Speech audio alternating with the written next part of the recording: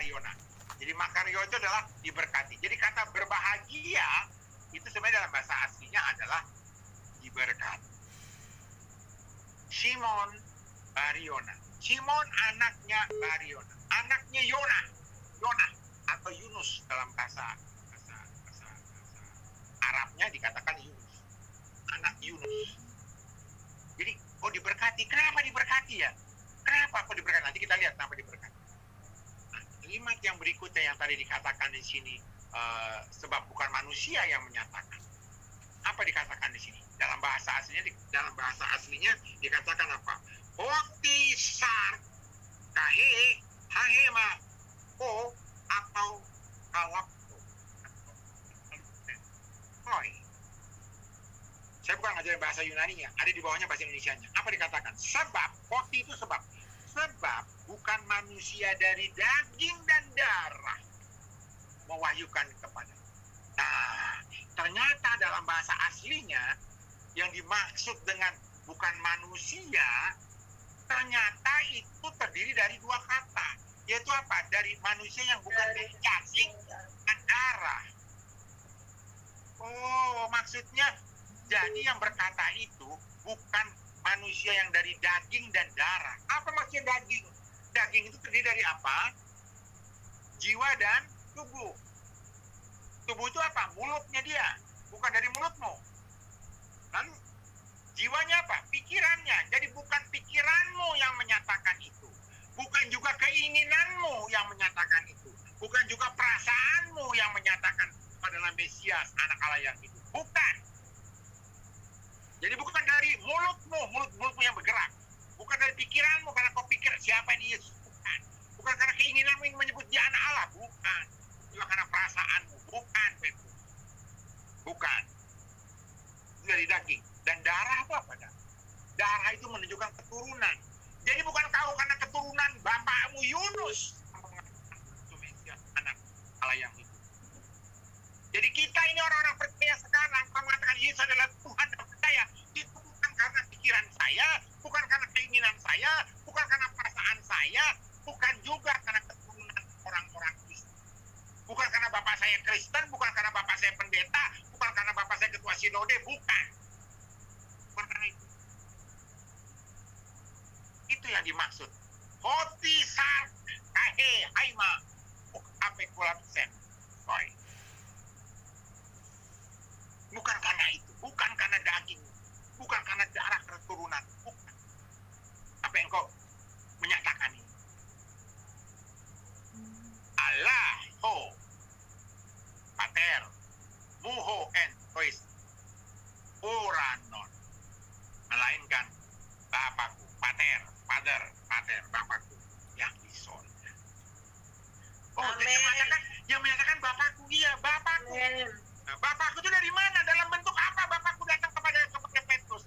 Apakah Allah datang dengan kemuliaannya loh? Kalau Allah datang kemuliaannya tuh, ya dengan kemuliaannya. Karena Bapakku mulia. Apa datang dalam bentuk apa? Iya. Di dalam bahasa Inggris dikatakan begini. Blessed art thou, Simon Bar-Yona, for flesh and blood have not revealed it unto thee, but my Father which is in heaven. Diberkatilah engkau Simon, anak Bar-Yona. Bukan karena daging dan darah yang mengungkapkan itu kepadamu, tapi Bapakku yang ada di surga. Roh Allah yang menyatakan itu. Dan itulah yang dikutip oleh Rasul Paulus di dalam 1 Korintus 12 ayat 3. Berkata saya, tapi kalau saudara melihat hubungannya jelas. Rasul Paulus mengatakan tidak ada seorang pun yang dapat mengaku Yesus adalah Tuhan selain oleh Roh Kudus. Jadi yang namanya Petrus saat itu, Petrus saat sedang dipenuhi oleh terima kasih Tuhan. Saat itu Petrus sedang dikuasai oleh Roh Kudus. Makanya Tuhan katakan diberkati engkau Petrus. Karena kau sedang dipenuhi oleh kuasa Roh Kudus. Dan kau mau dipimpin sampai kau berkata engkau adalah Mesias anak Allah yang hidup. Orang-orang yang dipenuhi oleh Roh Kudus dialah yang diberkati. Amin. Makanya dikatakan oleh Yesus, diberkatilah engkau Simon. Haleluya. Bukan karena pikiranmu, keinginanmu, perasaanmu, atau karena bapakmu Yunus. Tapi karena engkau dipenuhi oleh Roh Kudus. Rohku itulah yang menyatakan. Roh Bapa itu yang menyatakan kepadamu. Glory. Terima kasih Tuhan. Nah, tapi pertanyaannya, saking dia dipenuhi oleh Roh Kudus, ya saudaraku, maka Yesus menyampaikan hal-hal lain yang bisa ditangkap oleh Roh. Ingat tadi yang Rasul katakan di depan, orang ciri-ciri orang yang dikuasai oleh daging jiwa tidak akan mengerti apa yang disampaikan oleh Roh Allah, karena dianggap oleh mereka kebodohan. Karena yang disampaikan oleh Roh Allah hanya bisa dimengerti oleh orang-orang yang bersifat yang hidup dalam rohani. Jika tadi kan 1 Korintus di depan, nanti pada saat materinya dikirimkan besok, dilihat lagi itu materinya. Di depan sudah dikatakan oleh Rasul Paulus. Ciri-ciri orang dalam kejiwaan, kedagingan, mereka tidak mengerti apa yang disampaikan oleh Roh Allah. Karena untuk mereka itu suatu kebodohan. Hanya bisa ditangkap oleh orang-orang yang hidup dalam rohani. Nah, karena sekarang Petrus sedang dikuasai oleh Roh Kudus, maka Yesus menyampaikan sesuatu yang sifatnya rohani. Karena dengan demikian Petrus bisa mengerti apa itu. Inilah dua pernyataan yang luar biasa. Saudara-saudara perhatikan. Saya tahu bapak-bapak gembala, ibu-ibu gembala sudah sering membaca firman ini. Tapi coba perhatikan baik-baik apa yang kata Yesus. Ini Petrus sedang dikuasai oleh Roh Kudus ya. Di sambungannya nih. Jadi kan ayat 16, Matius 16, ayat 16, ayat 17, sekarang ayat 18. Apa kata Yesus kepadanya? Dan aku pun berkata kepadamu, perhatikan, dan aku pun, aku juga bicara kepadamu. Engkau adalah Petrus. Nah, sekarang dia berbicara bukan Petrus bin Yunus. Dia berkata, engkau adalah Petrus. Jadi pribadi Petrus yang sudah dipenuhi oleh Roh Kudus. Jadi dia tidak perlu lagi disebut bukan karena keturunan loh kamu selalu dipenuhi oleh Roh Kudus. Dia katakan apa? Dan di atas batu karang ini aku akan mendirikan jemaat. Kalau Petrus, kita sudah tahu ya, kalau perhatikan hidupnya Petrus itu, kalau dia tidak dipenuhi Roh Kudus, maka dia akan bertanya di atas batu karang. Emang Bapak, Tuhan Yesus mau membangun jemaat di atas batu karang? Emang bisa berdiri itu jemaat di atas batu karang? Tapi karena dia sudah dipenuhi Roh Kudus, dia mengerti. Intinya apa yang dikatakan sini? Kata Yesus, aku akan mendirikan jemaat. Saudara-saudara yang dikasih Tuhan, saya ingin tanya, siapa yang mendirikan jemaat? Siapa yang mendirikan jemaat yang dipercayakan kepadamu? Yesus. Kristus. Yesus, perhatikan. Jadi jangan ada sampai hamba Tuhan, gembala yang menyatakan Amin. gereja ini dari satu keluarga, satu keluarga. Ini usaha Kristus yang membangun jemaat. Dan kalau kita melihat kisah 20 ayat 28, coba Siston dibaca dulu kisah 20 ayat 28. Kisah para Rasul 20 ayat 28. pasal 20 ayatnya yang ke-28.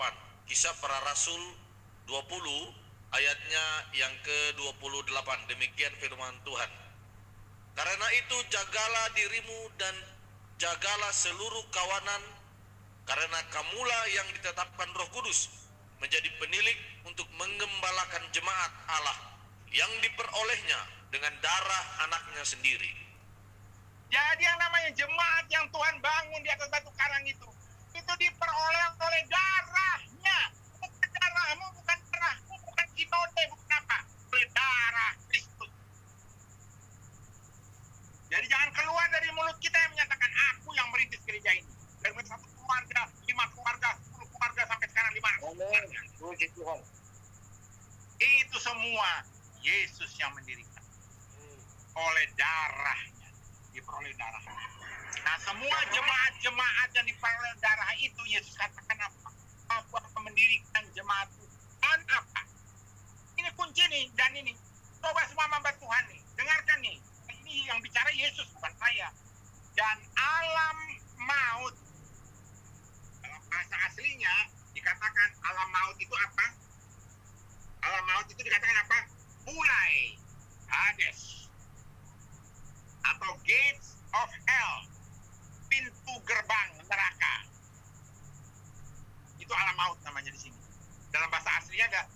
Pulai Hades atau gates of hell, gates of hate, pintu gerbang neraka.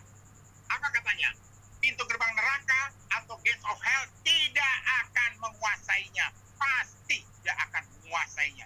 Menguasai siapa? Menguasai jemaat yang dia dirikan. Amin. Nah, kok masih ada hamba Tuhan berkata, masih bisa jemaat kamu masuk neraka.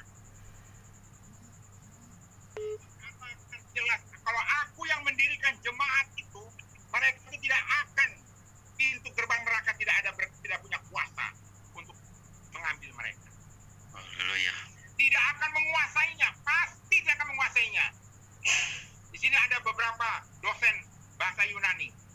Jelas dikatakan di sini dalam bahasa Yunani-nya katis koho. Itu dalam bentuk future aktif indikatif, adalah masa depan yang pasti.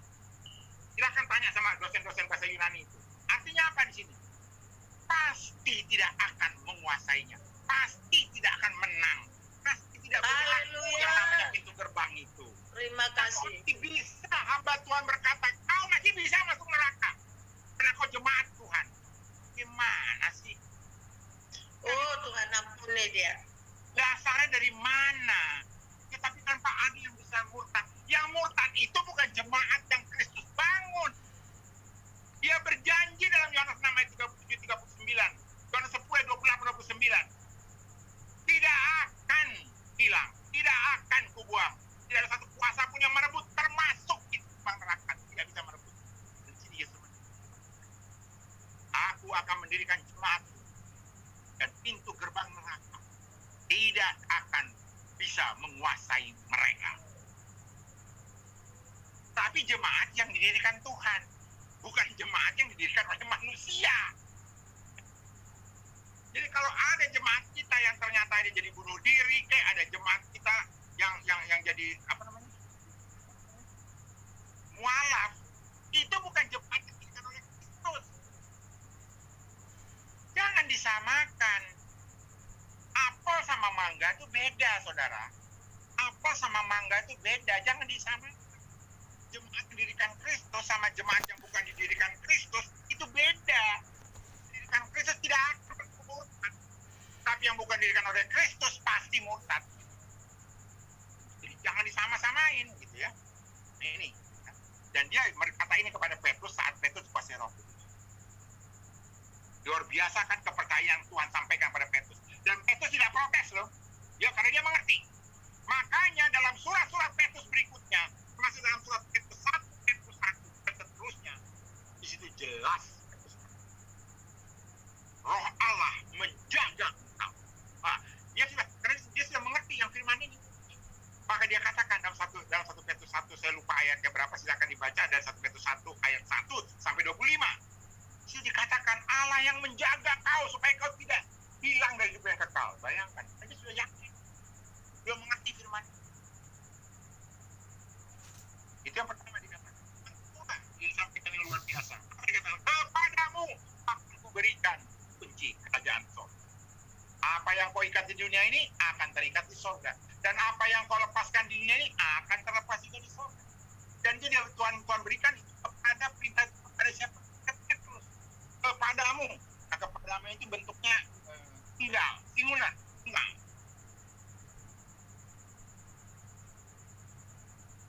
Jadi dalam Petrus dikuasai Roh Kudus, Yesus mendelegasikan kuasa dan memberi kepercayaan pada Petrus. Tapi kepercayaan yang diberikan pada Petrus itu juga akhirnya Yesus berikan juga kepada murid-murid yang lain. Makanya di dalam Matius 18 ayat 18, kalau ini kan tadi Matius 16 ayat 19. Dua pasal berikutnya yaitu Matius 18 ayat 11, Yesus memberikan kuasa yang sama kepada murid-muridnya yang lain. Makanya waktu dikatakan oleh Yesus, kepadamu, bentuknya bukan lagi tunggal, seperti sudah sama, sudah plural. Nanti kalau saudara baca Matius 18 ayat 18, itu sudah bentuknya jamak. Kepadamu itu jamak, katanya kepada murid-murid. Sama perintahnya, apa yang kau ikat di dunia ini, ya terikat juga di surga. Yang kau lepaskan di bumi ini, ya juga terlepas di surga. Sama, diberikan kuasa yang sama. Tapi kuasa dan tanggung jawab, kewenangan yang Yesus berikan kepada Petrus dan murid-murid, itu dong dengan kehendak dan pengajaran Kristus. Jangan menyimpang. Saudara perhatikan ya, Petrus yang dikuasai Roh Kudus, Tuhan memberi respon tanggung jawab yang demikian rupa kepada Petrus, memberikan rahasia yang luar biasa bahwa dia yang akan membangun jemaat, dan jemaat yang dia bangun itu tidak akan bisa neraka berkuasa untuk mengambil mereka. Lalu setelah itu di ayat berikutnya masih pasal yang sama, Yesus berkata, sejak waktu itu Yesus mulai menyatakan kepada murid-muridnya bahwa ia harus pergi ke Yerusalem dan menanggung banyak penderitaan dari pihak tua-tua, imam-imam kepala, dan ahli-ahli Taurat, lalu dibunuh dan dibangkitkan. Saudara tahu, saat Yesus berkata demikian, apa reaksi Petrus? Perhatikan di ayat 22. Tapi Petrus menarik Yesus ke samping dan menegur. Nah, itu menegurnya dalam bahasa aslinya epitiman atau epitimao, itu artinya rebuke, menghardik. Bayangkan saudara, Petrus yang barusan saja terbukti dikuasai Roh Kudus, lah kok malah menghardik Mesias, anak Allah yang hidup.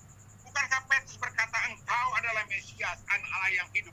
Lah kok sekarang malah menghardik Mesias, anak Allah yang hidup? Apa yang terjadi sama Petrus? Mana Roh Kudusnya? Apakah mungkin Roh Kudus masih ada di dalam Petrus, sehingga dia berkata kepada Yesus yang jelas anak Allah, yang juga dipimpin oleh Roh Kudus, berkata seperti ini, Tuhan, kiranya Allah menjauhkan hal. Oh, masih ada Roh Kudusnya, Pak. Masih ada Roh Kudus dalam Petrus. Karena dia ngomong Tuhan. Karena dia berkata Tuhan. Kan yang percaya Yesus adalah Tuhan hanya orang-orang yang dipenuhi Roh Kudus, kan? Itu namanya mencari-cari gitu ya. Kita harus melihat, merenungkan bagaimana firman itu, perikopnya, konteksnya, konteks dekat, konteks jauh, dengan seutuhnya firman Tuhan. Jangan lihat mencari-cari pendapat, karena saya percaya, oh ini sekarang masih dipenuhi Roh Kudus, Pak. Dari mana dasarnya? Karena dia ngomong Tuhan. Itu pendapat kita.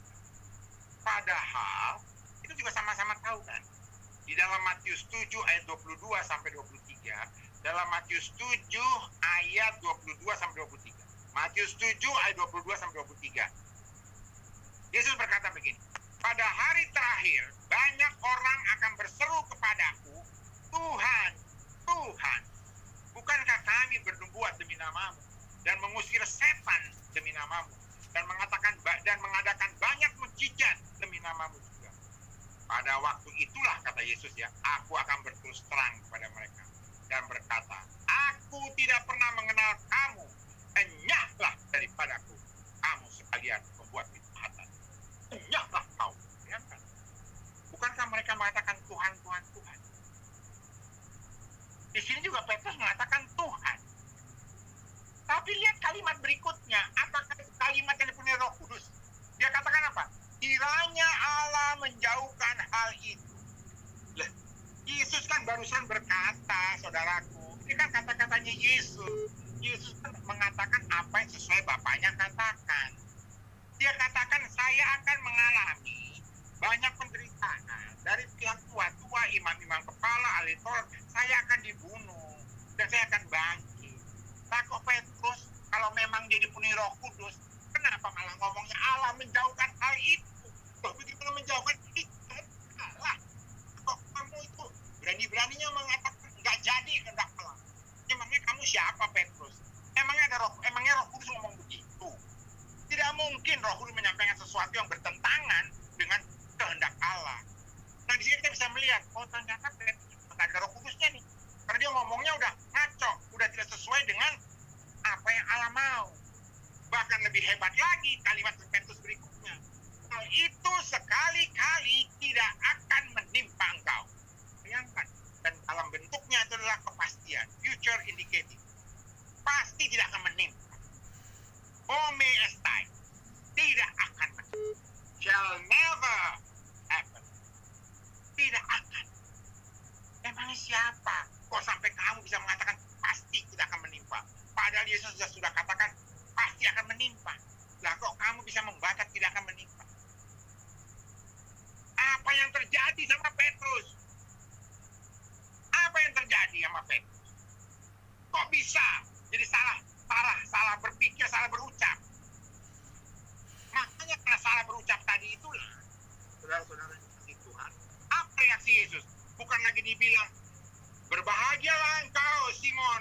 Yunus. Tak lagi berkata begitu. Tidak lagi berkata diberkatilah engkau, Simon bin Yunus. Enggak lagi berkata begitu. Apa yang Yesus katakan? Enyahlah. Jadi mirip banget tuh sama yang Matius 7 ayat 22 sampai 23 tadi yang saya bacakan. Bagaimana Yesus meresponi orang-orang yang berkata, Tuhan, Tuhan, bukankah kami bernubuat demi namamu? Apa jawab Yesus? Enyahlah kau pokok Tuhan. Sekarang dia bilang ke Petrus apa? Enyahlah.